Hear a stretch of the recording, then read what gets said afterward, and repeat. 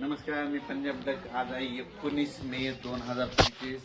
मी चारधाम यात्रेला गेलो. नेमका आता घरी आलो. आता या घरून माझ्या संपूर्ण महाराष्ट्रातल्या शेतकऱ्याला अंदाज देणार आहे.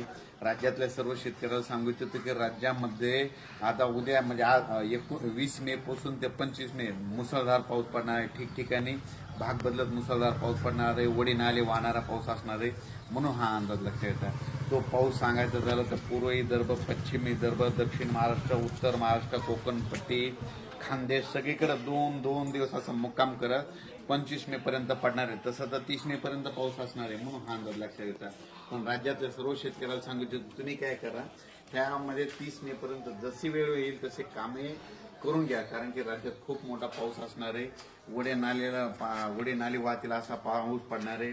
जनावरांच्या पाण्याचा प्रश्न मिटणार आहे. सगळ्यात जास्त पाऊस मुंबईकरांना एक विनंती आहे, तुम्ही काय करा 20 मे ते 25 मे जरा सतर्क करा. तुमच्याकडे अतिमुसळधार अतिवृष्टी होणार आहे. म्हणून हा अंदाज लक्षात येतात. पुण्यावाल्यानं देखील हा अंदाज लक्षात घ्यायचा. तसेच कोल्हापूरवाल्यानं, सातारावाल्याने, कोकणपट्टीवाल्यानं देखील हा अंदाज लक्षात घ्यायचा.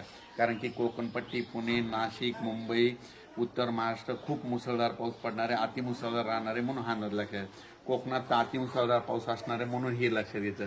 पण ते तिकडं पाऊस पडल्यामुळे माझ्या आपल्या महाराष्ट्रामध्ये सगळीकडे विदर्भ, पूर्व विदर्भ, पश्चिम विदर्भ, दक्षिण महाराष्ट्र, उत्तर महाराष्ट्र, कोकणपट्टी प्रत्येक गावामध्ये 30 मे पर्यंत जवळपास 4 वेळेस पाऊस पडणार आहे. आणि जमिनीमध्ये चांगली 1 फूट ओल जाणार आहे. म्हणून हा अंदाज लक्षात. माझी मी आता येत असताना बघितलं की शेतकऱ्याची कामं तशीच राहिलेली. पण सर्वांना विनंती की तुम्ही काय करा, तुम्ही तुमची शेतीची कामे करून घ्या. पावसाचं काम करतो आपण, आपलं कामं करायचं, आपण आपलं करायचं. कारण की त्याच्यानंतर परत याच्या पाठीमागून परत मान्सून येणार आहे. आणि ओल खूप असल्यामुळे लगेच पेरणी केल्याच्या नंतर या वर्षी खूप चांगलं वातावरण राहणार आहे. म्हणून हा अंदाज लक्षात. अचानक वातावरणात बदल झाला तर उद्या एक मेसेज दिलेला आहे. पण धन्यवाद.